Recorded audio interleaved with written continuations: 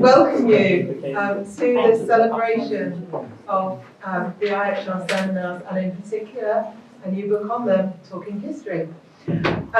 So I'm Claire Langhammer, I'm Director of the IHR, and I'm just going to say a few words from my perspective on the seminars and the seminar book.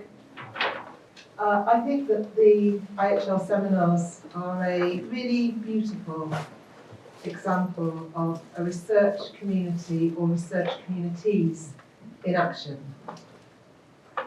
We sometimes think of historical research as an individual practice, the image of the lone scholar beavering away in an archive, or the image of, more recently, the powerful celebrity TV historian, or even more recently, podcaster, who authoritatively tells us what they know and why things happened. I mean, we all know that doing history can be lonely at times, but I think these images of kind of remorseless solitude can efface what is actually a really joyful, collaborative practice, the collaborations that actually underpin most of the work of history making. We collaborate with our sources, with the people whose lives we study, dead or alive. We collaborate with archivists and library professionals.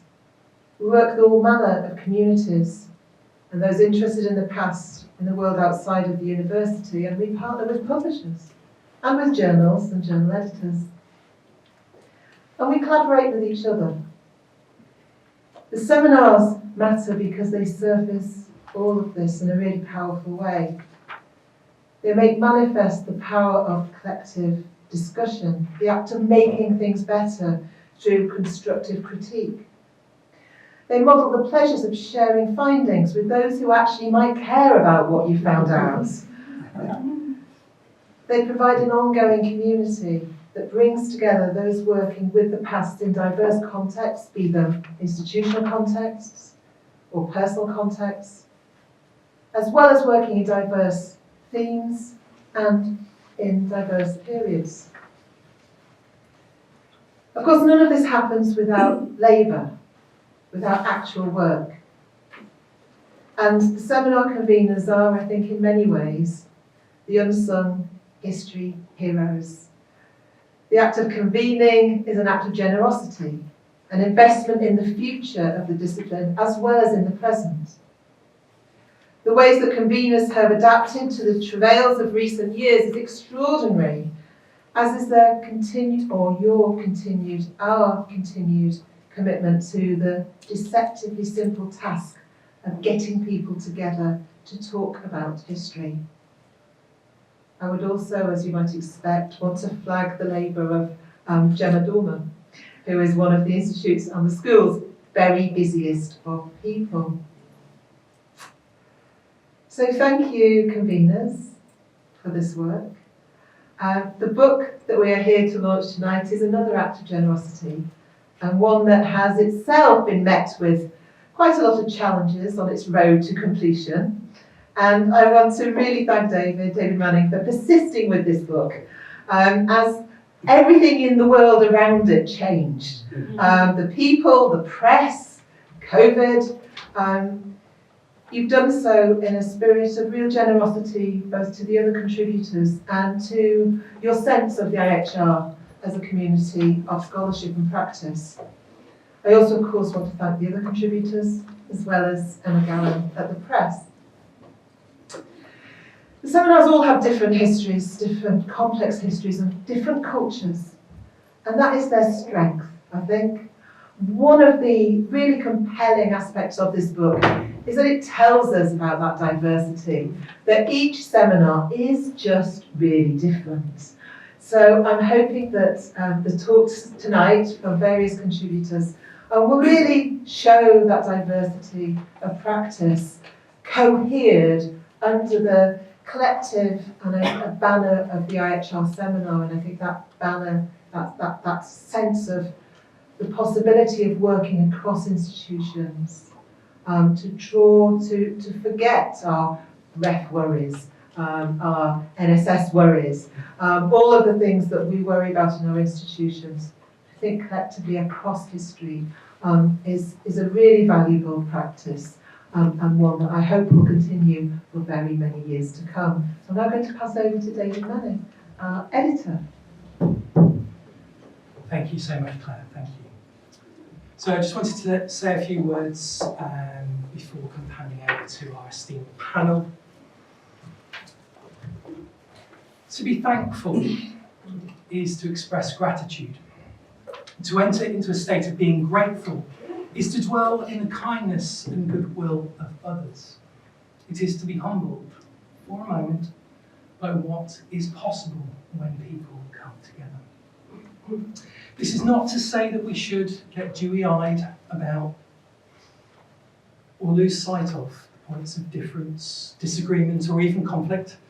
However, it's an invitation to consider the warmth of what has been shared, to extrapolate the best of past experience through the critical prism of present endeavour, and to press this forward into the future with purpose and care.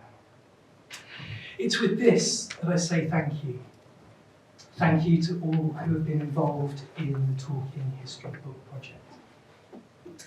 Thank you to the wider body of the IHR seminars. To all of you present today, and many others who cannot be with us. Thank you to the University of London Press, and thank you to the IHR, not least for hosting this book launch. Talking History surveys the life of 9 IHR seminars, but of course there's a lot more to think about. And in the process, it offers a unique insight into the history of historiography and the history of historians as both scholars and people. It may encompass a little nostalgia, but it's not nostalgic. Our book looks back so that we might look forward. I'll say a few words in a moment about that, but first let us reminisce. The contributors of Talking History have, without their knowledge, been competing against one another for the best anecdote in the book, at least as far as my judgment goes, and the top 3 are as follows. In third place, we have Penelope Caulfield. Quixotic memories, she wrote, included at the time in 2011 when a mouse ran in and sat on the speaker's shoe while he, unaware, discussed environmental degradation in 18th century London. Cue muffled laughter from those in the front row. In second place, we have Alice Prochaska. I remember half the former members of Edward Heath's cabinet standing in the IHR's overcrowded common rooms, sipping cups of tea from polyester cups before going upstairs to the local history room for them to share their reflections. And the winner is Pamela Pilbeam. He later took delight in saying that in those days, Creole Greek used to sleep with an AK-47 rifle at the head of her bed. When she came and spoke at the IHR, she did so to an eager audience at the French history room, but alas, there was no Kalashnikov. So it's with a spirit of good humour, I also want to now administer a little bit of the collective admonishment. As the IHR archives are good, they still contain remarkably little of seminar culture at Senate House. It's deeply ironic that as so-called historians, we have, over successive generations, I hasten to add, proven to be utterly hopeless at systematically recording our own activities for posterity. Talking History has shown unequivocally and without false modesty that what we do week in, week out here in this place matters. Not just to the academic pursuit of historiography, but to the intellectual fabric of society more generally. Our book has pulled together select memories and personal archives, but it only gestures towards what could and should be done. So I make an open plea to all of you and all of the IHR to try and do better in the years ahead. Please, before it is too late, open up intergenerational conversations about what happened in past seminars and write it down. We would surely welcome other essays on other seminars not represented in the book, and I wonder whether it might also be possible to inaugurate a new digital archive of the life of the IHR seminars, in which basic information is methodically recorded and purposefully thickened with textual, pictorial and audio-visual material. My written introduction to Talking History outlines the vitality and vulnerability of the book, as well as its import and purpose. I don't want to say too much more about that I've already written in print, but I hope you all do have a read at your own leisure. However, I will reprise a few lines that I shared at the IHR Centenary 2 years ago now.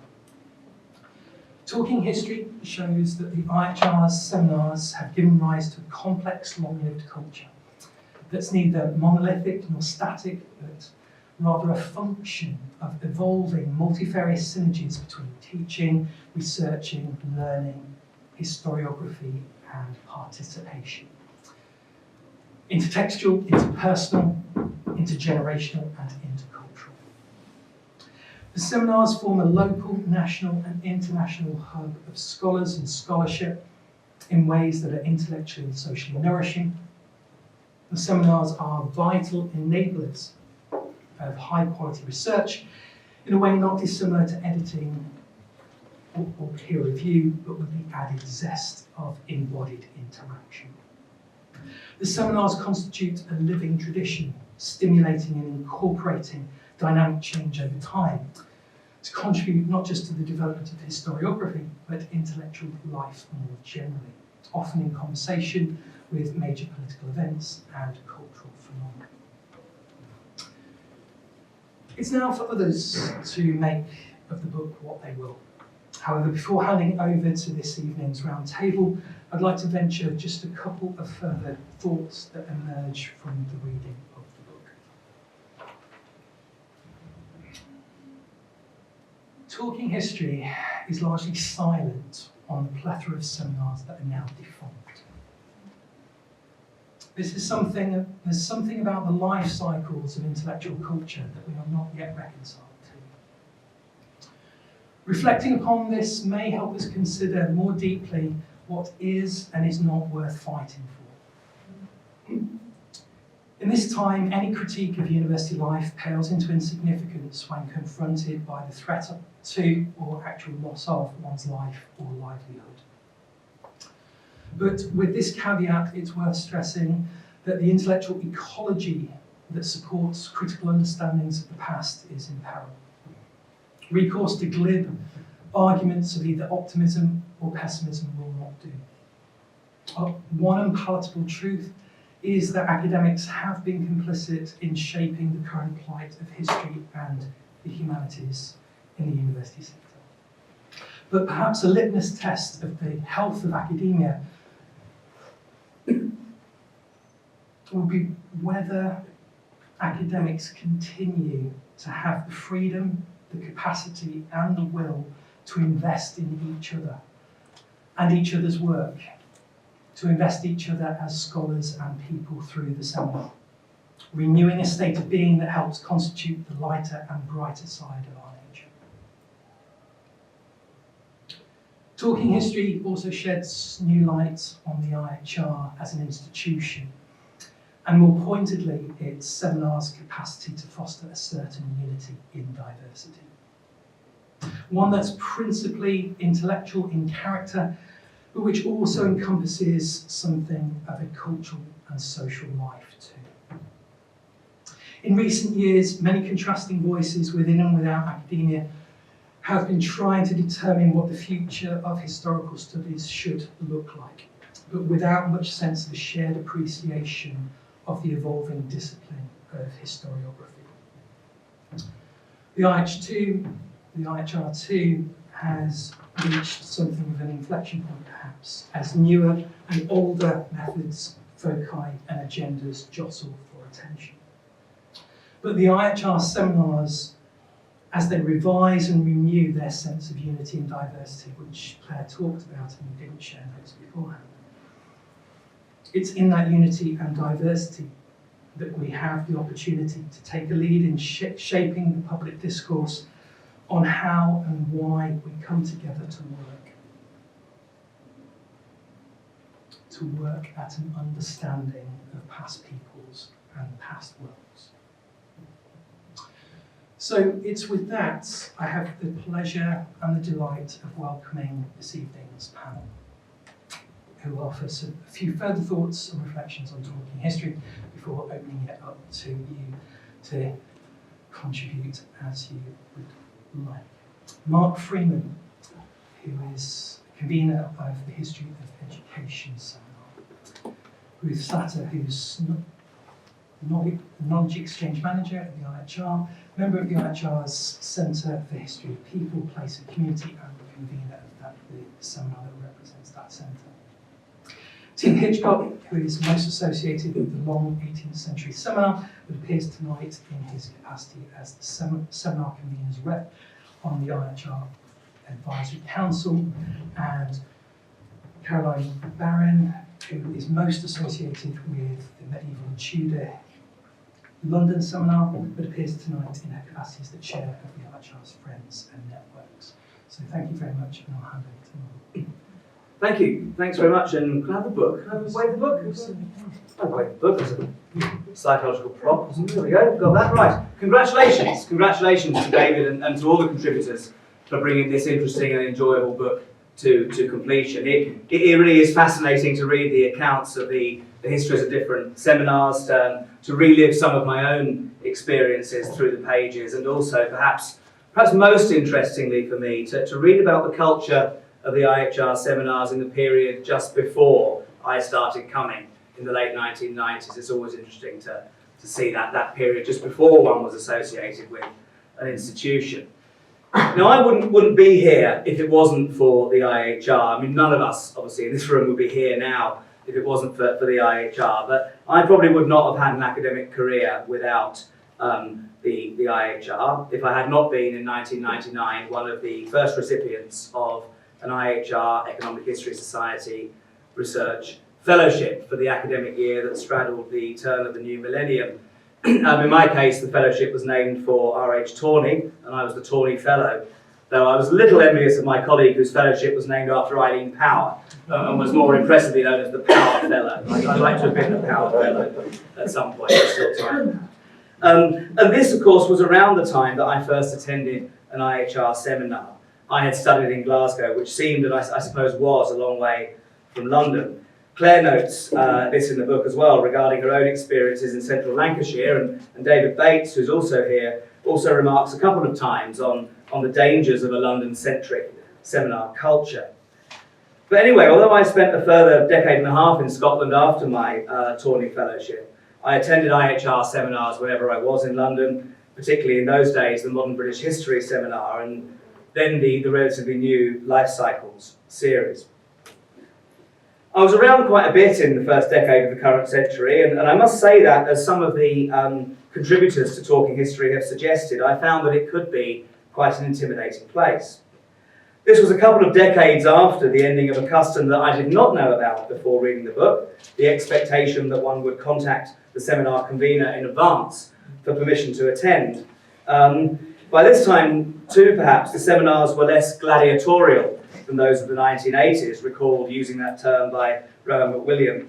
But I nevertheless felt that there was a hierarchical atmosphere, again to use Rohan's phrase, around the Institute, and particularly in some of its seminars. Rohan describes the IHR in the 1980s in the book as displaying a slightly otherworldly quality, which was part of its charm for some and yet daunting for others. And this captures the view that I held of the place in the early 2000s, as I gradually came to find it less daunting and to appreciate its many charms. And I appreciate this may all say quite as much about me as about the IHR. It may also be that this was the time, as Penelope Caulfield suggests in the book, when the tone of questioning and debate at IHR seminars was softening. And this helped me to overcome my undoubted imposter syndrome and to begin to enjoy taking part in seminar discussions. Perhaps I would have been even less nervous in this environment if, as in the 1980s, and as Penelope Caulfield again notes in her chapter, one could still have smoked in the seminar, albeit only at the end of the paper itself and not while the speaker was presenting. Now, as it turned out, I didn't actually give my first paper at an IHR seminar until I was a senior lecturer in 2009, a decade after I had held the fellowship. And this was to the History of Education seminar, when I was in London as a visiting fellow at the IHR on study leave from the University of Glasgow. I've also spoken at the Life Cycles seminar, Sport and Leisure History, and the Modern British History seminar, though it's interesting to note that only the last of these is actually mentioned in Talking History. And yes, I do remember Michael Thompson ordering food for everyone, as a number of contributors to the book have mentioned. And now, although I cannot compete with the 1,000 or so seminars that Tim Hitchcock reckons he has attended, the number for me is probably well over 150. And before we started, I did suggest going around the room, sending around a bit of paper and getting everyone to write the number they think they've attended and to see what kind of number we come up with this audience. It'll be a lot. They might double count some, but anyway, this has certainly been enough to, I didn't think that one through, did I? Anyway, this has certainly been enough to overcome any sense of an intimidating atmosphere, and indeed I've come really to look forward to seminars as events that are among the highlight of my day-to-day and week-to-week working life here in London, which is where I've been for the past 10 years. One of the most important things that comes with the seminars, as many of the contributors to the book have emphasised, is the social side of the seminar culture here at the IHR. Some, including myself at the start, may have found this difficult to penetrate at times. Indeed, Claire writes carefully in Talking History of the easy and not so easy sociability that comes with the seminars. Many of the contributors refer with fondness to the pre-seminar tea, to post-seminar pub and dinner, and to the friendships and indeed still more intimate relationships that have been forged among the communities shaped by IHR seminars. As David writes, the labour of historians involves the head and the heart and gives way to histories of work, sociability and relationships, as well as eating, drinking and smoking.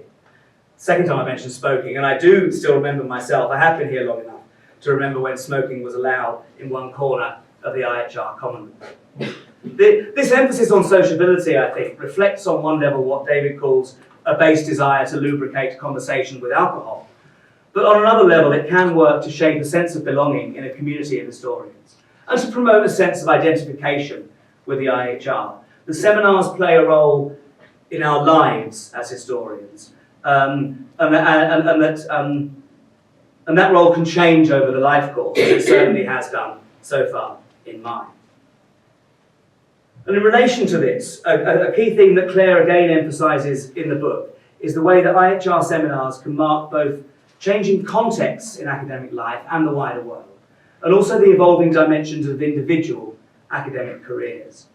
Presenting and even attending can feel like a rite of passage. It did for me. Natalie Tomlinson, in her afterword to the book, recalls that on attending her first seminars, she had a distinct sense of joining the grown-ups.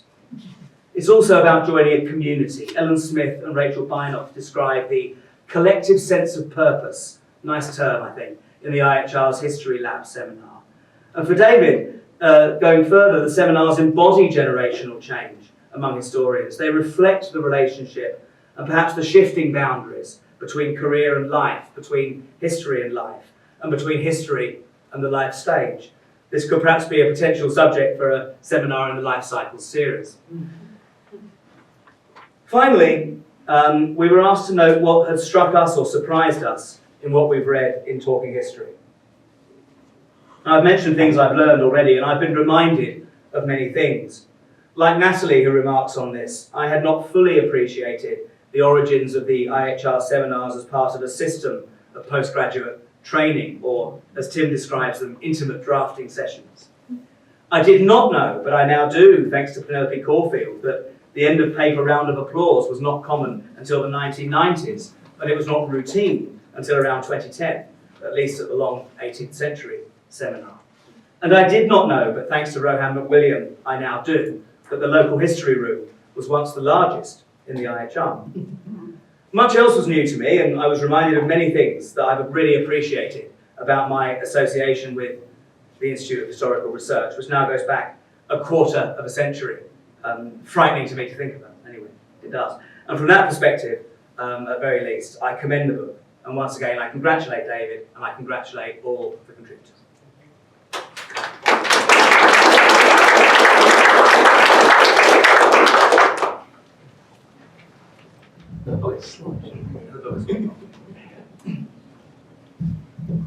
Well, thank you very much, and thank you to everybody who has contributed to the book. I am amongst the panel members, and many of you in the room are relative newcomer to both the IHR seminar and the IHR itself. I don't have memories of the IHR before the refurbishment, which a colleague and I discussed today, was finished in 2014. And I've only just finished the first year of convening an IHR seminar. So it's a real privilege to be here and speaking, and I think I've been here to raise some ideas about what the future of these seminars might look like. But even though I'm a relative newcomer, I suppose maybe because I'm a relative newcomer and because I was trained as a historical geographer, one of the things that really struck me about the book was the discussions about how the space of the IHR itself has really informed people's experiences of these seminars. That change from being within the library, being sat within books, being within the spaces where knowledge was shared already in a kind of written format, to them being in spaces like this that are specifically for kind of bigger conversations, or being online and in a hybrid context. And this really got me thinking about the kind of spatial dynamics of these seminars moving forward, and the possibilities of them not just being a London-centric thing, and whether there is the possibilities for them to be bringing together communities of historians on a more national and international basis. And there are many examples in the book of how this already happens, and the many international contributors who stay up into the middle of the night because they are so keen to speak at IHR seminars. So yeah, that's something that we're really exploring within the People, Place and Community Seminar, is how we draw together communities from across the UK and have hybrid events that are not only hybrid in London and online, but hybrid in other parts of the UK and in London and online, to build those communities and networks. And I might also, again, the kind of my recent experience and only having been to IHR seminars since 2014 doesn't preclude me from having experiences of terror when entering IHR seminars as a PhD student. Even though I was often brought by my PhD supervisor or knew conveners very well, it still felt very daunting to walk into a room of people who you knew had many greater, much more experience, many more sort of expertise and knowledge than you did. And that sort of feeling of being brought to the table with the adults, I think, is still something that I imagine postgraduates continue to feel to this day. And while there might be less combative forms of discussion, I think we should be wise to continue to remember that for those who are new, either relatively early on within their academic journey, or who are not academics at all. We have an increasing number of people joining these seminars who are interested in history but might not have that experience of academic discussion and debate, ways in which we continue to be welcoming, inclusive, and making those spaces safe. And it was really wonderful to see within the book the ways in which different seminars have really done that. It was very clear within the chapter on the Women's History Seminar that a lot of work has been put into making that seminar a safe space. But I think that there is more to be done in ways in which these seminars can be more inclusive and welcoming. If we're thinking about drawing people who are not academics into these discussions, how do we do that in a way that they're not just there sitting and listening, but they're very much involved, maybe as part of the team of conveners or as speakers? You know, we don't pay anybody to contribute to these seminars, and what does that do in terms of how we're thinking about how inclusive they are? And I suppose this leads me on to my final thought, which is really about community, as Claire has so wonderfully already brought up. That the real value of these seminars, the most valuable thing about them, the thing that makes them worth putting the time into, is the community that we gain from speaking to other people. And I was really struck by one of the things that Claire said in the kind of discussion at the end of the book, which is around the fact that these seminars demonstrate how all history is co-written and co-produced. We may not put a kind of co-authorship on many of our papers in the way that scientists would, but these seminars are a demonstration of the way that we collaborate on what we're working on. And I think that that really is of value to students if we're thinking about how these seminar models provide a demonstration of bringing students into what history is, that especially as students are often studying online and in a more isolated way, that value of them thinking about the collaborative processes and being the collaborative processes of history being modelled to them is extremely valuable. And I suppose I'd like to end by saying that convening these seminars, as many of you will know, is a huge amount of labour, as Claire has said, but it is also a huge privilege to be within that network, to be drawing people together, to be kind of brokering connections between people that you know that might be interested in each other's work, introducing people to each other, and being able to listen to new things, being able to give people the opportunity to speak for the first time, and the joy of being able to see a postgraduate student really flourish and share their wonderful research. So I hope that it's something that I can continue to do going forwards.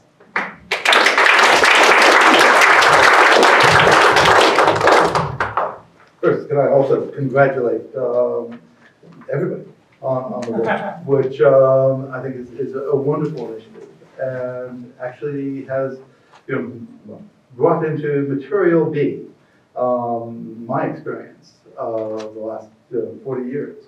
And I suppose what I really want to say is that I have been attending seminars here now for almost precisely 40 years. And I think the 1,000 may be an exaggeration, but certainly well above 500. And it's also been the center of my intellectual life through that time. And what I want to do today is really kind of reflect on the ways in which the seminars have changed and the challenge that we're faced now in terms of how they work. They've always been a technology embedded within higher education, within academic publishing, within the intellectual life of the country. And we need to really think about how those work, both in the past and, more importantly, in the future. And they have changed. When I first arrived, a refugee, sodden and tired and angry, from Oxford, I think, presenters would bring their drafts, perhaps a chapter of a thesis, perhaps a grubby, kind of much amended typescript, and they'd read it out, pen in hand, marking up typos as they went. It was part and parcel of that process of taking an idea, research, all that, to the press.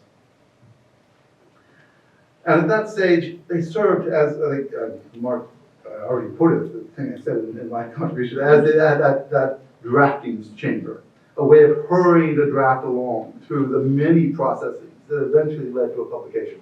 And it's perhaps difficult to remember quite how onerous that was in the prior to the digital. I mean, galley proofs, you don't get those anymore.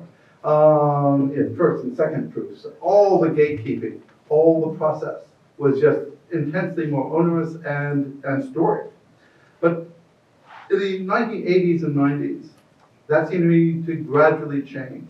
Partly the system of presentation, what people were expecting from seminars gradually changed.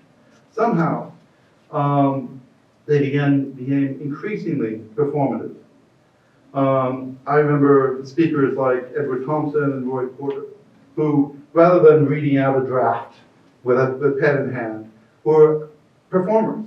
They would sit there with perhaps a handful of 3x5 cards and hold an audience in their hand, kick them a few times, and leave them feeling different at the end of 45 minutes. And then came PowerPoint in the 1990s. And suddenly, what was a textual process became increasingly a performative one, where you had to have the images, you had to have the colorful illustrations of every point you made. Suddenly, everybody wanted to illustrate their prose, although that, again, of course, didn't go into the books that eventually came out of those texts. And of course, in the background, both the academy and publishing had changed. The rise of mass higher education in the 90s put a premium on lectures and the art of lecturing. And I think that was reflected again and again in the presentations I heard through that decade. While the advent of word processing and digital publishing eliminated so many of those stages of taking a handwritten script to press, so that you really were doing something entirely different. The journey from research to manuscript to published article or book was just radically truncated. And there remained some chapters and typos along the way, but the performative side of the seminars became ever more important. And their role in the workings of the profession had changed. They have gradually found their place. But it is certainly not the same one it was 40 years ago. They have evolved essentially in parallel. And of course, in recent years, the technology has just dramatically changed again. I mean, COVID hurried along the process, certainly, but we were always headed in a new and weird direction. From the rise of the internet, from the rise of this cheap technology, making it possible to have that global conversation. Hybrid seminars, for example, mean that the virtual community of scholars created over generations can now convene every fortnight. There was always that sense that, you would have somebody as a PhD student there for a year and not see them for 10 or 15, trying always to rediscover that conversation, but not always being able to do so. With a hybrid model, suddenly they're there every fortnight. But perhaps more importantly, seminar presentations are increasingly being recorded and made available online into perpetuity. And I'll note that we're being recorded at the moment. I don't think I've signed the paper on that. And the text itself, automatically taken down via speech-to-text packages. They capture every phrase and bit of evidence, can also be saved, shared, and endlessly reproduced. That process of private thought, private discussion, being published, has actually moved. And between these developments, seminars have taken on part of the role that was once served by publication itself, tying down ideas and perspectives and associating an individual with each one. And you can see the nervousness of ECR and younger scholars about that process. You can see the extent to which people are anxious that actually it's not ready yet. Should I wait until I publish the book before I give the paper? When traditionally, a seminar paper was all about refining the book. And as these enabling technologies and the world of academic publishing and HE all change at pace, it seems to me this book should serve to remind us that all of our seminars are themselves a sort of technology intended to make the long-form conversation that is academic history writing work effectively. They're part of a giant jigsaw of community, of conversation, of debate, of research and publication. And what I hope this volume will do is encourage everyone to think a bit harder about how this unique IHR institution, how it works, and how it can respond effectively to what feels to me like a profound challenge, both of a changing context of HE, a changing series of technologies, and a changing series of expectations of the role that history and academic history plays in a broader social conversation. Thanks.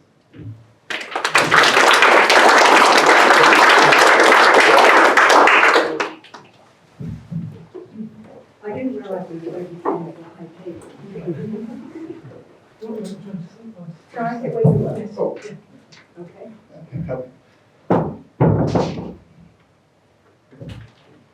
Right, hello, I'm Caroline Barron.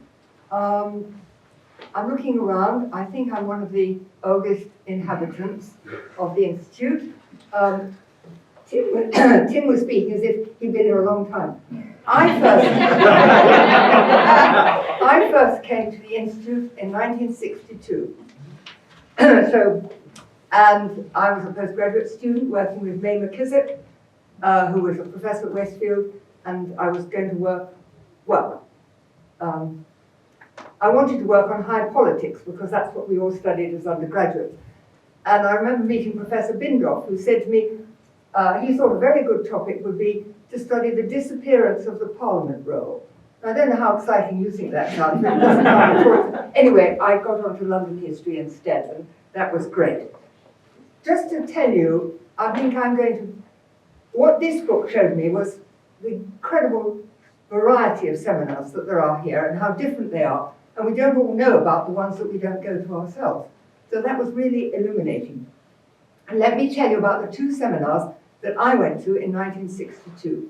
One of them was run by Tom Redaway, who was the reader in London history at University College London. He'd been in the war, he was not a well man, and he had everybody who was interested in London history in a room, which was about 6 of us, and he would get somebody to talk about their work. So somebody would talk about Basil Jett and 19th century improvements in London, and you'd doze off gently, and then he'd suddenly say, and Mrs. Barron, he said, what were the drains like in medieval London? And you'd suddenly have to sort of call yourself to attention and try to think comparatively. But he was the reader in London history, succeeding Eliza Jeffreys Davies, who'd been here at the very beginning of the Institute of Historical Research. So it was a tradition to have a historian of London. And he was in due time succeeded by Valerie Pearl. The other seminar I attended was Robin de Boulay, who was a professor of medieval history at Bedford College. And Robin de Boulay was part of that old tradition of thinking that a seminar was for teaching. And so when you went to the first meeting seminar, you were allocated a topic that you had to research and present a paper on, nothing to do necessarily with your own research. So it was very much a teaching seminar. Now, neither Tom Redaway nor Robin de Boulay really liked running seminars. They did it because they had to. Robin de Boulay didn't like doing it, and so neither of them took people off to the pub afterwards. That wasn't part of what they did. And actually, but there was one aspect of the seminar, I confess I benefited from this, that they were a source of patronage. Because if you went to the seminar and the professor liked what you did, you might be offered some sort of job. It was a small world then. And I was offered a tutorial studentship because I read a paper at Robin's seminar and Robin de Boulay's seminar, and I got a job at Bedford College without any sort of interview, just because I had read a paper at the seminar. So I think they were a patronage source in a way then, which perhaps has changed. Now the pub culture was there, but it was a very laddish culture. I have to say, I did feel as a woman at a seminar that the seminars were, the way they were constructed was more comfortable for men than for women, I have to say. And they would all go off to the pub, and I didn't go with them. But one thing to remember, in 1962, there were not all the other conferences that we now have. There are masses of conferences. People can read papers in conferences all over England at the moment.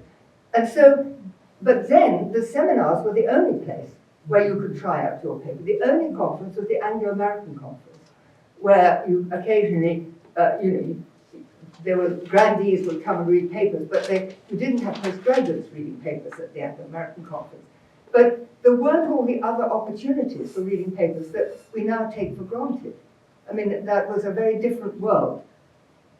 However, Tom Redaway's seminar was succeeded by Valerie Pearl, and Valerie Pearl ran her seminar, which was really about more about the politics of 17th century England than it was about London, in the autumn and spring terms. And I don't know why, I thought, I'd like to have a seminar, I'd like there to be a seminar about medieval London, London before the 17th century. And it was a real cheek. I really don't understand how I had the confidence to do that. But the person who helped me was Bill Kellaway. Many of you will remember Bill Kellaway, who was the librarian and secretary, I think, here at the Institute. And he was interested in London history, and he encouraged me. So with his support, we started a new seminar. I don't think we are. I don't know how I don't know how new seminars begin, you know, but I had this idea that I wanted to run this seminar. And of course I was terrified. What terrified me was thinking that I had to take people to the pub afterwards. I mean, you know, it's funny that was really worried me. How would I do it? I didn't know how to order a roundtable. So, 1975, we started the Medieval and Tudor London Seminar, which met only in the summer term because Valerie Pearl's seminar met in the autumn and spring terms. And the purpose of the London Seminar was not theoretical.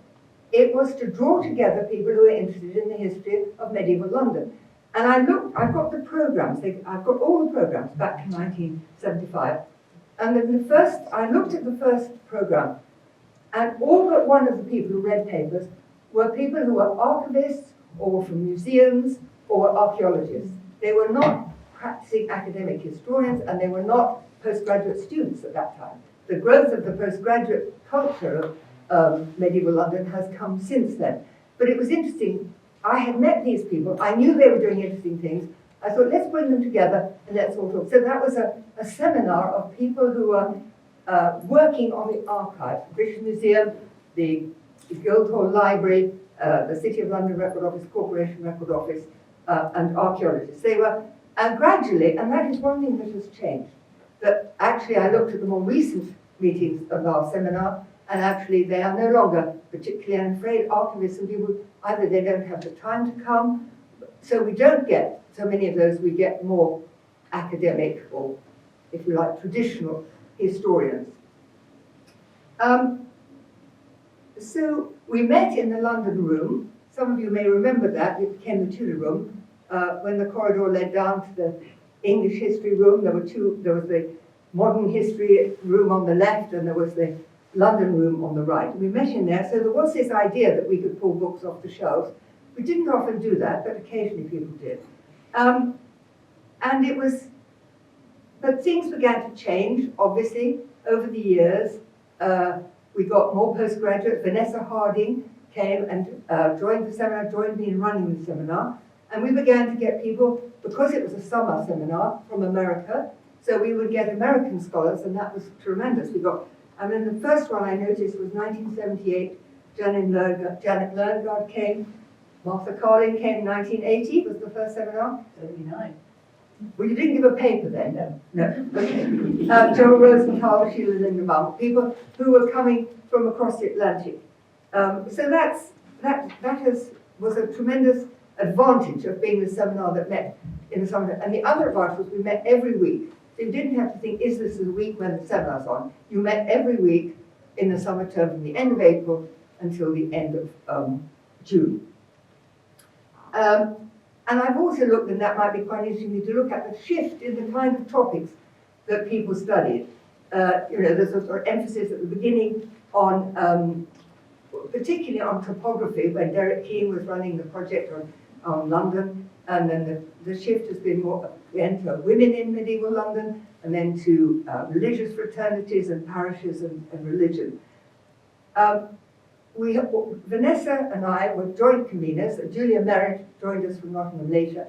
And in our seminar, all the conveners all came. It wasn't a sort of who did it which week. It was all three came. I mean, occasionally there might be one of us not able to come. So there was a sort of continuum of all of us being present and joining in and encouraging people, obviously, to discuss. Some papers lead to better discussions than others, but that's the way it is, isn't it? And then afterwards, at the beginning, we did go to the pub, and I had this problem of trying to think what sort of beer people wanted. But after that, we went to somebody mentioned this, the Tavola Calda, which was a canteen Italian restaurant in Charlotte Street. And everybody could get the meal they wanted themselves, and then Vanessa and I would pay for the wine. And that was great. Since then, we've gone to the what was Olivelli's and now it's called sort of, what is it? Anyway, that Italian restaurant in Store Street. But it's really great that the Institute got a license or got permission to serve wine in the common room, because at first they weren't allowed to do it. Apparently that was against Senate House rules or something. but it makes a huge difference that people can move from this room where we have this upstairs, because if you move out to a restaurant or somewhere further away, you lose some of the people. They don't join with you. They tend to drift away or think they need to get home. But if it's just upstairs, so it's absolutely crucial that the wine is available. Thank you to the Institute for making that possible, because it's really, really important. So, I want to just end with some words thinking a bit. I mean, this book has made me think a lot about what makes a seminar successful, what doesn't. And most seminars claim that they're friendly. Yes. They're a friendly seminar. Friendliness.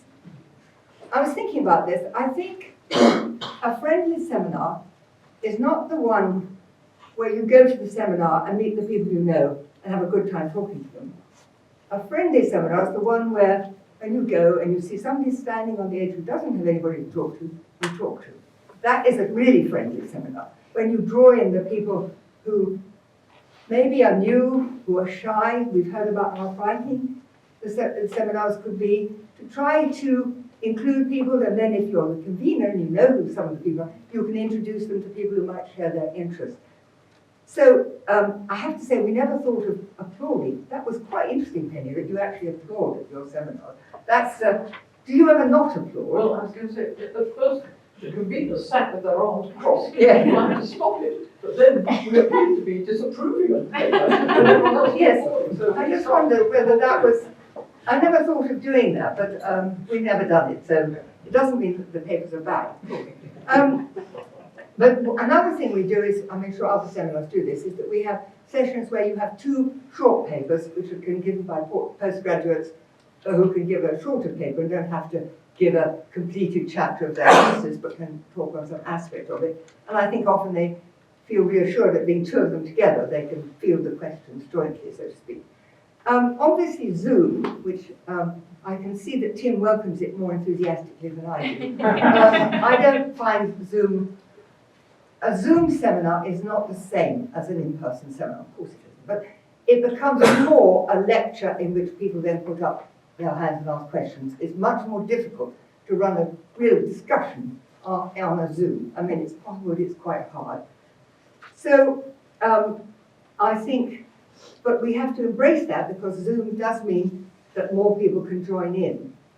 And, you know, the seminars are very different now from the ones that I joined. Tom Redaway and Robin de Boulay seminars were very different from the ones that we now have. That doesn't mean they were better, they were different, times were different, the situation's different. What was it, 10% of the age group went to university. It was a very much more elitist sort of society than that which we have now. So it's all good, but what we have to do is, in embracing the new technology, to not lose sight of some of the things that innovated and warmed the seminars of the past. Thank you.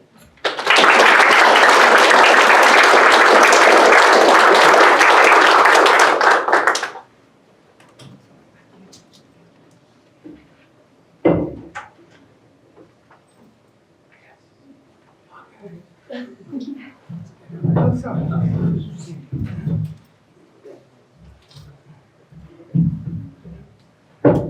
Mario hasn't been introduced. Oh, Tim's going to introduce us.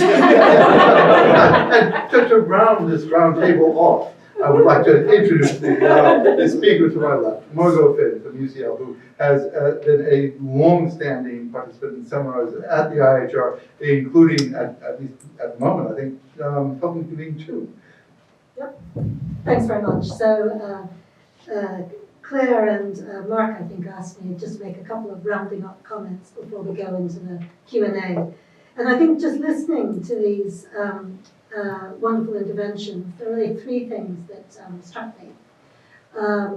One is about how poor the records are that we've kept. I mean, that's just surprising and disgraceful, though it's also really emerged. Caroline, says she has all of the records for one seminar from 1975. So I'm going to make a suggestion, which is that somebody rugby tackles her and photocopies them or scans them or does something. And I believe Penny Corfield has a similar set of programs, or at least her own notes from our long 18th century seminar. So I wonder if the book, working in slightly reverse order, where normally you do the note-taking first and write the book second, but perhaps having written the book, we should now go back and create an archive of these seminars. So that's going to be my first suggestion about creating the archive.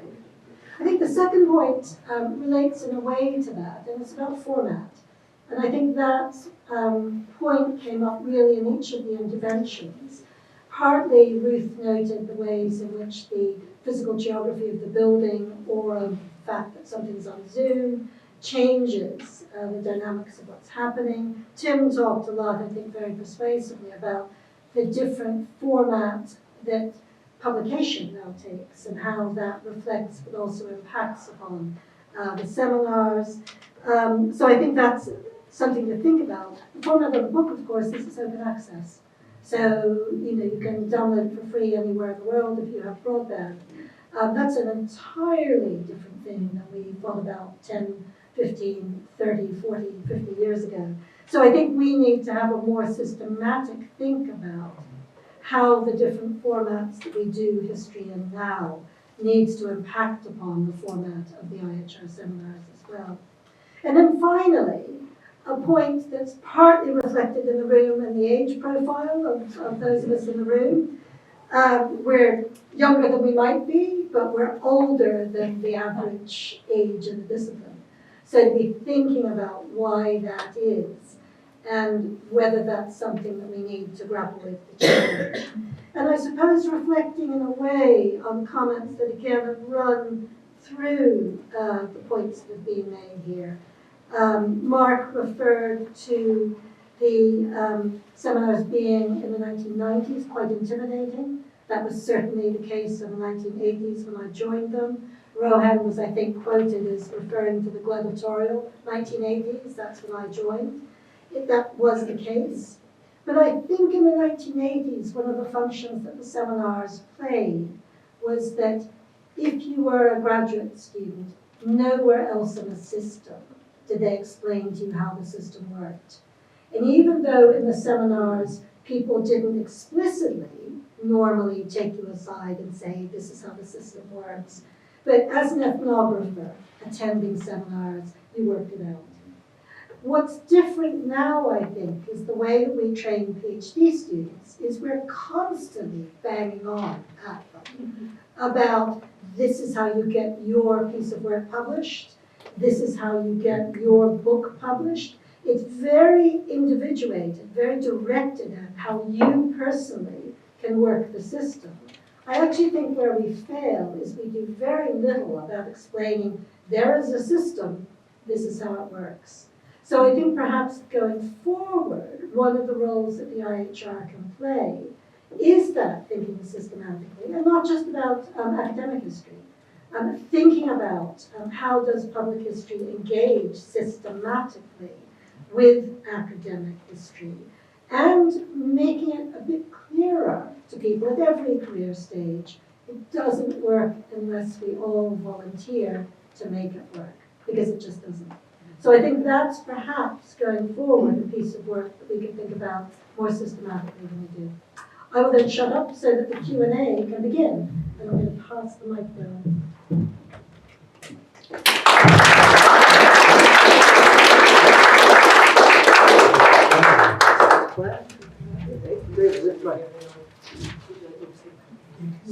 Okay, I'm going to come out and I can do the Q&A. So, well, Q&A sounds quite formal, Yes. but I think that what we, I think what David envisaged with this was a space for people to perhaps ask questions of, or respond to points that have been raised, but also to share your own experiences of the seminars or thoughts on their past, present and future. So, who would like to start in whatever? Ken? Yeah, I'd like to start because I came in 1984, so I too have been here for 40 years. And one thing nobody's picked up on is when people came from other countries to research in Britain, this was quite a home for them, where they did learn about another system of working. And it was quite something to hear people that you had read, or who were going to be your coworkers in the future. I always say, to people now when they come to do seminars here. You're meeting people who for the rest of your life you will be interacting with. You will need them on committees, you will need them to write references for you, you will need them on a panel. And so I think that's one thing that none of us probably picked up on in the book, although it might have been noticeable from somebody like me. A second thing I wanted to say was that I think that everybody's right that it's about the discussion. The seminar is about an intellectual discussion. I think this is what Tim was trying to say. How do we continue that as part of the thing that appeals to people? And there is this fear that people come and say, I'm going to be remembered for what I say at this seminar, and yet you're not. You know, absolutely, people come give papers, sometimes you remember a bit about them, but it's just a stage in, you know, becoming a historian, is to share your work and to hope that other people are engaged with it, which some of the other people have talked about at the time. And I think my final point will be that you're right about systems and you learned about the institution, but maybe coming here makes you understand that all institutions are different. They all think that they are doing it the right way, and they're not necessarily, or they are, but there are many, many ways to do what we do. And actually, my final point, I'll say again, is people used to ask me, what is the IHR? And I said, well, it's a place where, because of the seminar system, it's like having a big convention every week. You know, this is a conference every week at the IHR where you can hear people talk about a variety of things. We'll stick to that. Just very quickly just respond to that, because I think Tim picked up very briefly some of the kind of contrast between seminars and conferences. And it seems that, you know, the conference can be a wonderful space, but it's a one-off. The conference can be a great space, but there's an awful lot of people talking and not much listening and not much discussion.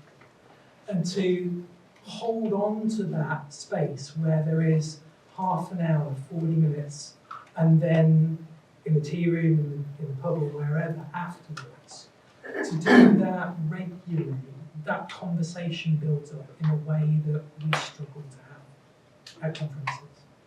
But we don't have it. That's because you have conferences in a completely different way than I think about them from the 20th century, right? Where there were not society conferences constantly and all sorts of things. So here, that was what I would say. I'm sorry to butt in. Does anybody else want to contribute to that? Yes, right? I just want to say one thing. I think about seminars is that it's really important that you go every week and not just pop in and out when there's a paper that seems to be interesting to you, but it's about a continuum of listening to papers by well, very often I find the paper I don't expect particularly often has a gem, and the one that you think is going to be, anyway, I mean, so I think going every week is a habit that postgraduates and others should get into if they possibly can. Yeah, okay, there's lots of, I saw a hand there, then I saw a hand there, then I saw a hand there, so I'm going to go there first.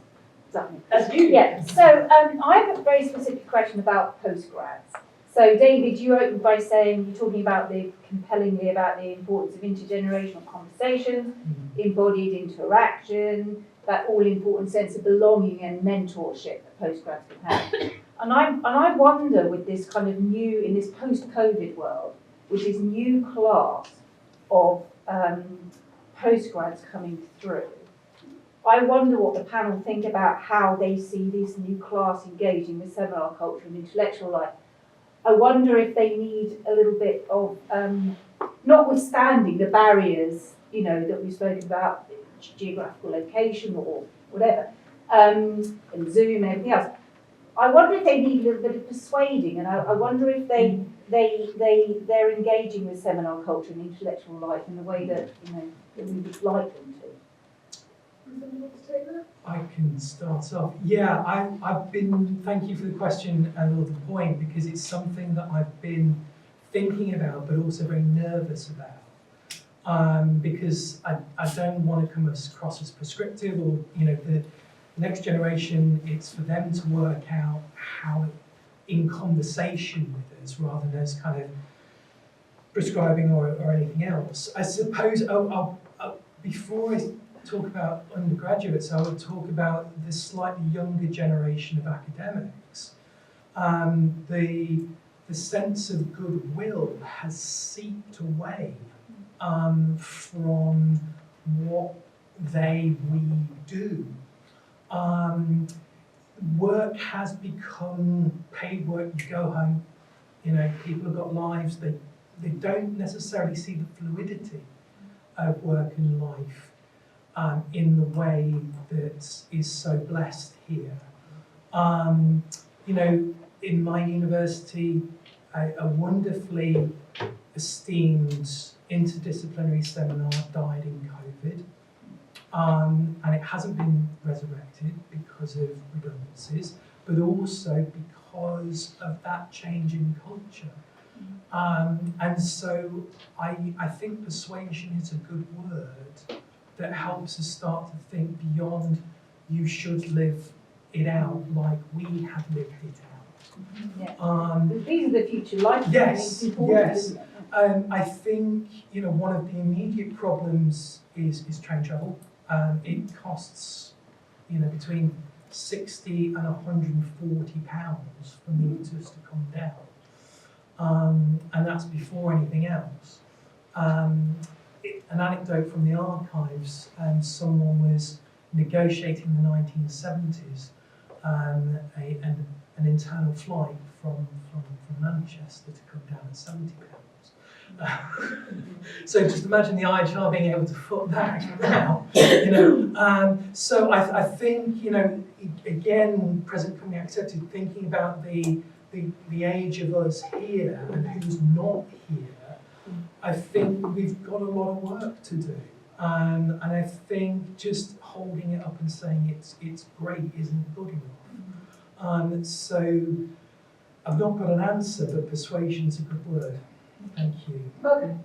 Yeah, just one thing to add, and I hear everything both of you have said, and it's an issue, and it does vary between different seminars. Some seminars have found ways of bringing PhD students and postdocs in, some less successfully, and I think that's something that deserves a bit of systematic scrutiny. One of my real concerns is that if we don't address this, and if we don't get both national and wider London students, routinely engaging with seminars. The two places in the country where that routine engagement is still alive and kicking are Oxford and Cambridge. And if you want only Oxford and Cambridge students to be getting academic jobs, then that would be killing off other seminar participations elsewhere in the UK. It would be a great way of doing that. Because when you attend seminars there are lots of PhD students and lots of postdocs, and they're engaged in a really rigorous developing discussion. And so if we're not providing that, minimally for London and preferably engaging with other centres of learning, we're going to go right back to, if you have an Oxford or a Cambridge degree, you're in a radically privileged position if you go for an academic job.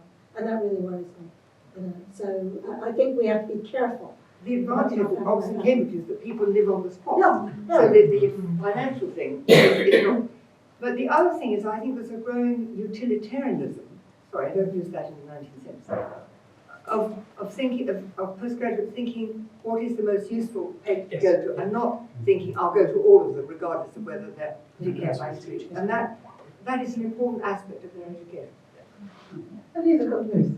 Just going to add a kind of practical note in that we need to remember that these students have 3 years worth of funding, that they can't afford to live on the funding that they are receiving often, and so that there's an instrumentalism, isn't there, to what are they getting from these things, and how is it allowing them to complete. And so there's a systematic issue, but there's also a supervisory kind of advice, isn't there, about this is the value of this. I know it feels like a lot of time that maybe you could be using in another way. And it doesn't preclude them from joining online. But it's still, that's an hour and a half of your time where you could be reading something or writing something, and it's not a paper that you're directly interested in. Like, I understand that. We all understand that. We've all been in that position, haven't we? I would also like to add that they are largely at 5:30, which for those people with children is a difficult time often. I've got a lot of, oh my goodness me, right. So we're going to run through them. Actually, my comment has largely been sort of addressed here. I was struck by the juxtaposition actually between, I think David, your initial comment on the changing relationship between life and history and work and life. But also actually with Caroline's comment about how the London seminar started with lots of participation from archivists and people working in museums and how that's declined through time. I wonder if people might reflect on the degree to which those two things are actually very interlinked. The fact that a 5:30 time is actually almost a worst of both worlds in a lot of respects. You can't realistically get from somewhere else after the working day if you have a modern working hours kind of time, as well as childcare type commitments. All of my PhD students are part-time. I can really agree with Caroline that coming every week, there's a lot to be gained from that, but when you have to arrange childcare and you can perhaps only arrange with a partner or relative only once or twice a term, can you call on that to be able to make that time? That's lost. So, another thing that, we could say is that the change is that there are far more mature students doing degrees, and that alters the points that you're making.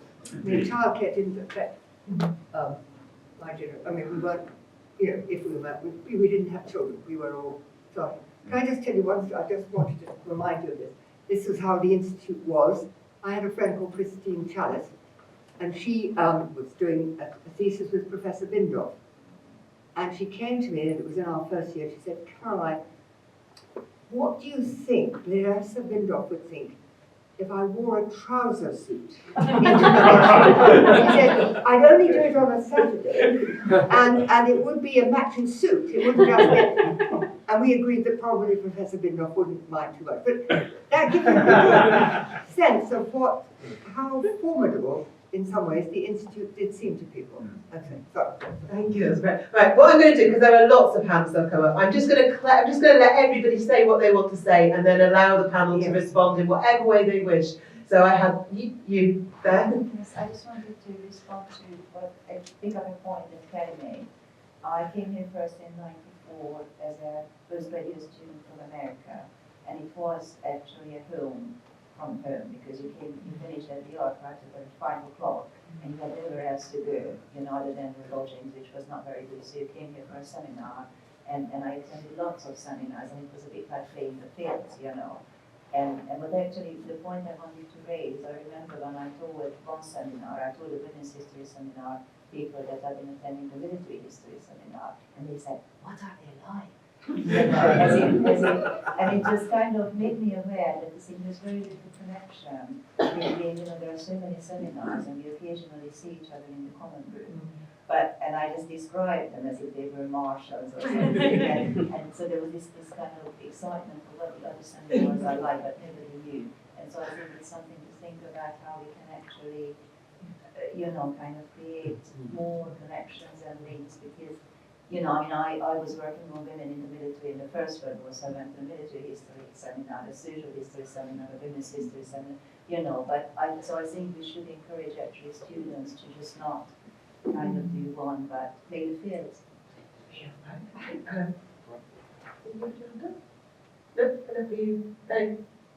you not have your hand up? Oh, my thought on this,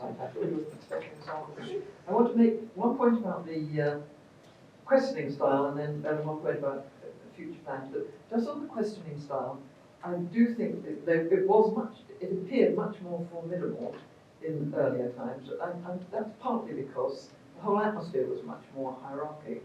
Because one of the most formidable questioners, Dave and I are just remembering, was the late Jack Fisher, F.J. Fisher, and he in fact was a brilliant man and asked devastating questions, but he didn't do it in an aggressive style. His opening gambit was, I know nothing about this, but And when he said that, the whole seminar went really well. It was a lethal question to follow. So it was brilliant and very, very insightful. But it wasn't that people were actually sort of saying that paper's rubbish and sort of proceeding like that. The exchange of ideas was without the sort of social softening. Now there's a bit of, oh, I loved your paper, but now can I ask whatever. But it was partly the zeitgeist. But I don't mean to. I just want to correct this. It was not that anyone was being rude or aggressive or hostile. And the rest questioner all, as I say, used this negative tactic. Funnily enough, one or two of his students borrowed that style, and they'd say, I know nothing about this stuff. And then people say, well, why are you wasting our time? But just looking forward, I really think I would love the IHR to become a real history hub for contacts with all the seminars that are all over the country doing history. Because history keeps being faced with these ludicrous attacks as a useless subject, etc. Whereas in fact, of course, it's absolutely basic. We're all in history, of history, making history, but we need the organisational networks. And I would love to see this as a future for the IHR going forward. Thank you. Okay, I've got a question there, and there, and there. And all not questions, comments, and there. So let's go there. Thank you. It's more a comment than a Comment question. or question? So it might not look like I'm a mature PhD student. I just kind of finished. And I did it in Madrid, but I spent about a year from the 5 years that it took here in London, the beginning and the end. And I really want to say a big thank you to the organizers, to the conveners, and to the speakers. Because I think the highlight of my PhD studies actually have been the seminars, the IHR seminars. I probably do about like 25 of them from the series. And that's actually an important point because your topic might not actually be organized the same way as a seminar. So mine was teaching of Anglo-Irish history. That goes into a number of different seminars. You have to pick and choose which one you want to attend. So point number one, big thank you. Organizing, it might be a little bit more transversal. There might be topics that are not fully covered, for instance, more modern economic history. If I want to hear about that, I probably have to go to LSE.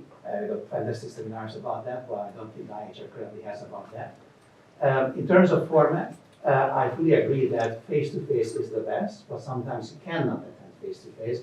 So the Zoom possibility is actually wonderful. And lastly, many of you have spoken about the chill-out part at the end of it. I think it is a fantastic opportunity, and I would like to give a special recognition to Mark, because from all the seminars I've been to, probably the best system was Mark's, which is going over to a hotel lobby. It's not really a pub. Therefore, the atmosphere is quite different. You can sit down. People move around, so it's not always the same person you talk to, sit left and right to you or opposite.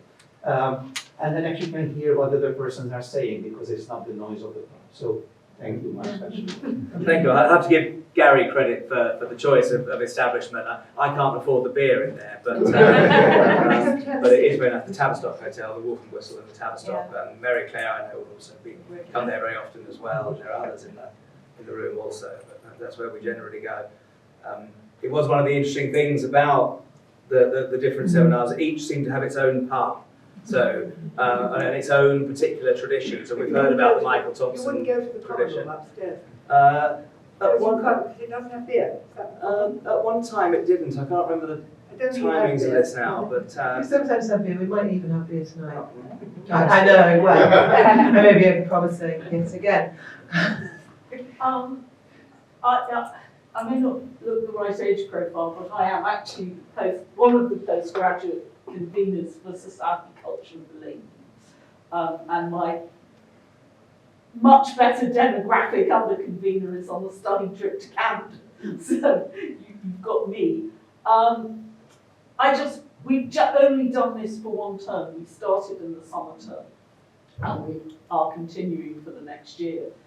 I just wondered, one, if there are any other groups that have postgrad conveners and if there was anywhere where we could get together, because we're I think what we're all trying to do is what we've just talked about, which is to get more postgraduate students to come on a regular basis.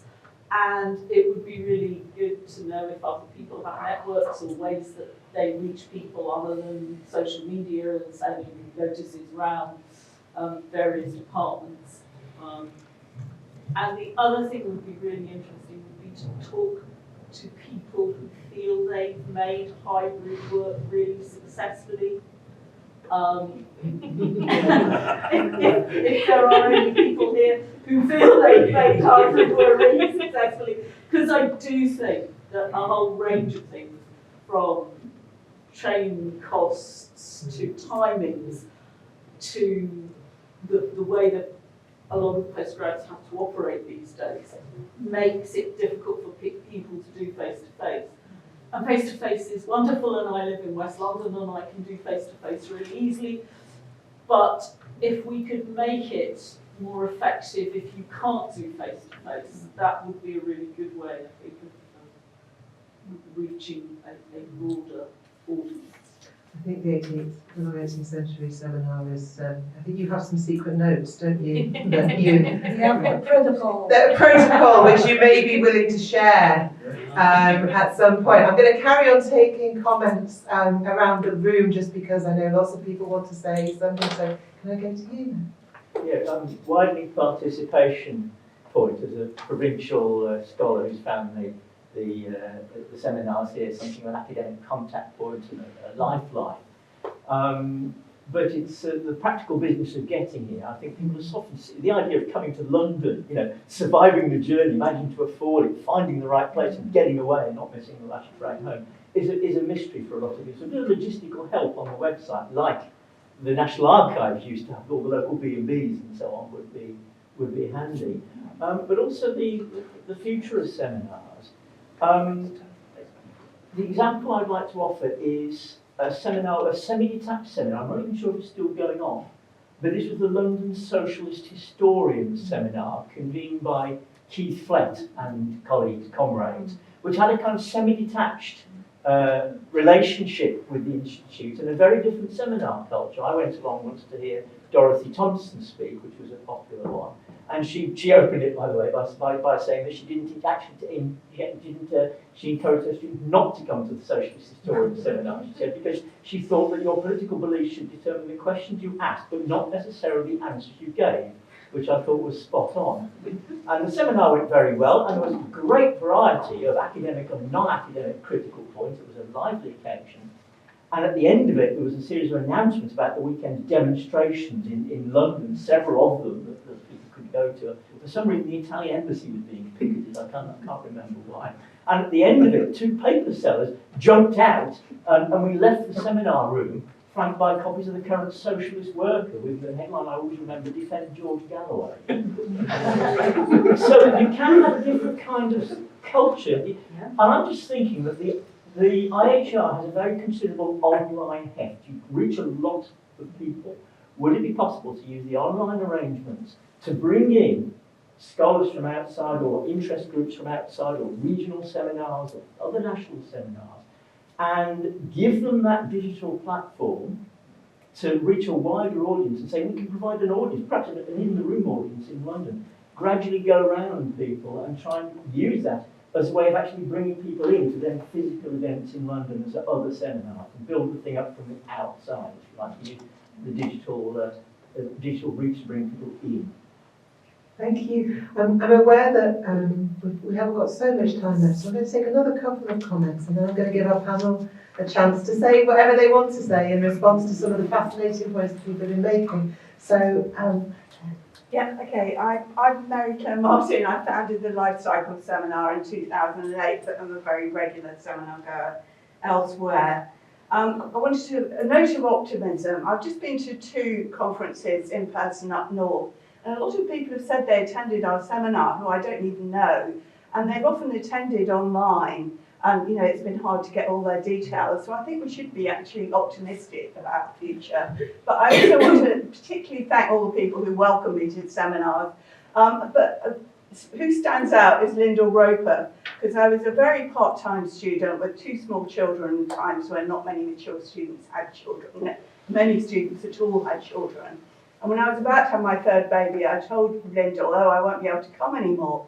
And she went, why ever not? And I said, well, I'll have a new baby. And she went, what do you think this is? You know, and the Women's History Seminar, she was about, you know, there's this real culture of, you know, supporting feminism, supporting women, and with a lot of people attending who are not in academia. So I'll have to record this somewhere. Thank you. Just to make 2 quite brief points. One thing about the seminar seems to be very good, but actually, we should have said this in the book, actually, is that when the paradigm shifting book comes out, seminars are very good at registering certain books that are just really important. I mean, for example, not long after I came to the IHR, I remember Leonore Davidoff and Catherine Hall's Family Fortunes came out, and you could see the influence of it just seeping into different seminars. I think that's actually one of the really good things that the IHR seminars do. That they do try to reflect on what's important. Maybe they can do it better, but I think that's a really good function. The other thing I just want to say about the changing culture of IHR seminars, and this may be just going on in my head. There seems to be it changed in the mid-1980s, partly because of the existence of History Workshop. Because History Workshop used to have, in those days, it doesn't anymore sadly, used to have these great jamborees of popular history.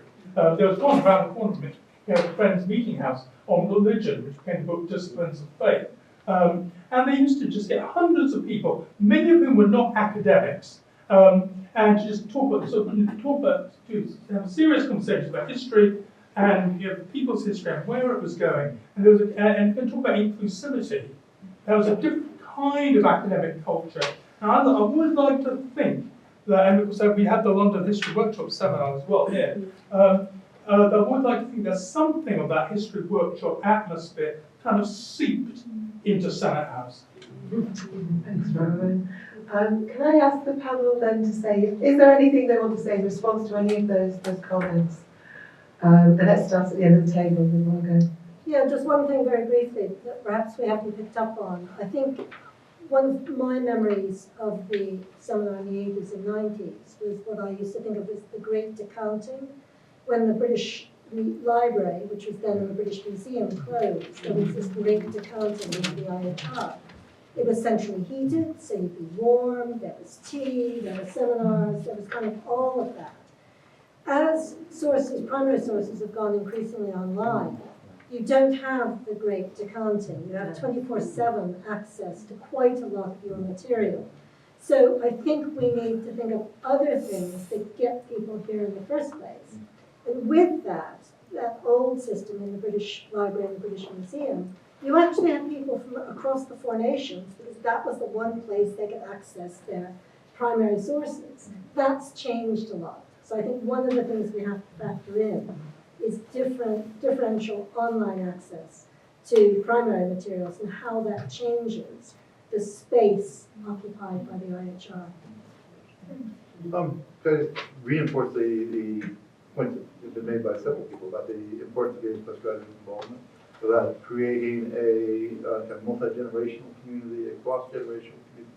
I think the sense which, in a sense, the forces that were driving that in the 80s and 90s are in some ways back in terms of precariousness and all of that.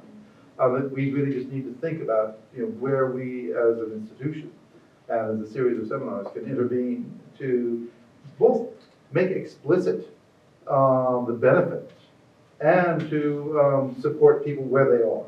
And the other thing I want to say, basically in response to Robert's stuff, and this is slightly problematic because there are resource implications in the online at home looks free, but it's the amount of labor that goes into that is massive. On the other hand, there is a sense in which the IHR sits as simply one of, even in Greater London, half a dozen major venues for precisely the kind of public discussion and culture that we seek to facilitate. And I think there's a a wonderful opportunity to coordinate. You think about Gresham College, you think about the Museum of London before they, which will, when they reopen, have a series of essentially lecture halls and spaces. You think about there's a library in Westminster that is doing exactly the same thing. Bishopsgate Institute, and that's in London. And then you add the similar venues across the country. And there is a real opportunity to create something dynamic, inclusive, and not London-centric. The problem is that if one's going to do that online, or even if one's going to do that at all, there is a resource issue involved. That's what I got to say.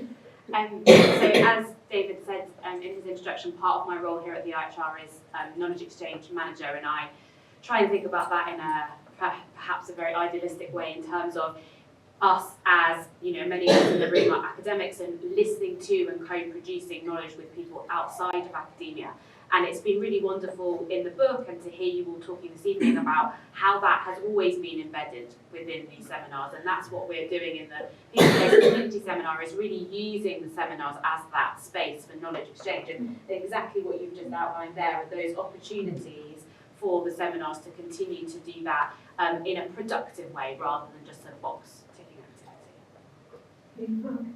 Thank you. This will sound a bit more parochial, I suppose, but I think it's interesting that we don't meet in the IHR at all. Our seminar has not actually used the IHR premises for a number of years. Now that goes back to the boycott of Senate House in relation to the outsourcing, and we were very happy and proud to take part in that boycott. Of course, the reasons for that boycott have now gone and we've not returned. One reason for that has been actually, in terms of the hybrid comments earlier, we feel that our hybrid technology at UCL, where we hold the seminars, in association with the IHR name, but nonetheless it's a joint effort between our research centre there and here. We feel that the hybrid technology there is not perfect, but somewhat more robust. And also we have a little bit more control over when we have them, which can be an issue. Now that's a small point about the differences. We heard about the differences between different seminar series, and we're kind of a bit self-isolating in that regard. And I do think we ought to move at least some of our seminars back into this building. We are discussing that. But one thing we did a few years ago, and I can't remember the details of it now, is some joint seminars with other series. So it is possible for other series to collaborate with each other within the IHR. We've kind of fallen out of the habit of doing that, but there's no reason why it shouldn't be reinstated. And I think there'll be some benefit to that. And that's a much smaller canvas than having other organisations involved and so on. But I think it may be something that the IHR seminar conveners might want to consider doing a bit more of. Thank you. Caroline? Yeah, what interesting comments. Do you know one thing I just was noticing, that when we were all speaking, nobody said who they were. That we somehow assume that everybody knows them, and actually we don't. I mean, a number of people have made comments, I would be very glad to know who they were. I mean, and that reminded me, maybe it's a sort of British reticence about saying who we are. The Americans are much better at saying who they are. Anyway. But when we first started the London seminar, we would go at the first meeting, we would go around and everybody who came would say who they were. I think the Women's History do this every week, don't they? But they would say who they were, but also what they were working on, so that people would know what the links were. So, and then we would say, well, it sounds if you've got, perhaps you could give us a paper, and we'd sort of draw up the seminar program on the basis of that first meeting.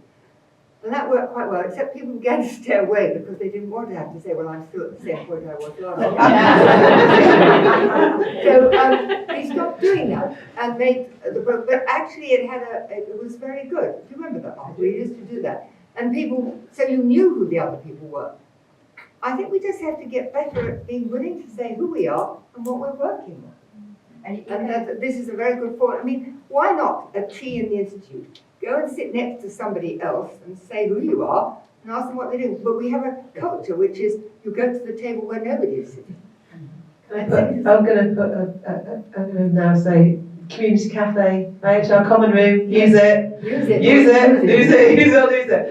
David, would you like to have the last word? Just very, yeah, I think, you know, the interconnectivity that we all crave is the kind of interconnectivity that's very vulnerable in the way in which we now all work. I work on a laptop by myself. I don't go to a library that is buzzing with people. The library is a physical thing that I have to go to, come back from, and then in that kind of transfer between work and home, I would stop off at the IHR. That's sort of gone. And so part of this rejuvenating process has to be thinking about what that connectivity looks like once again to bring us out of our isolation. Yeah. Thank you. History as a social good, I think, in many ways, isn't it? In lots of different ways. Before I thank our panel, I'd just like to invite everybody to come upstairs to the IHR Common Room, where there will be alcoholic and non-alcoholic drinks and possibly some snacks available. So please do come if you have the time. And I think taking a lead from Caroline, if you want to go and introduce yourself to people who you don't know, that would be very welcome as well. But I want to first of all, thank everybody in the room for coming, for being so generous in the sharing of their experiences. I want to again reiterate my thanks to all of the people who contributed to the volume, to David in particular, but also to our panel tonight for just being brilliant, actually. So thank you very much indeed.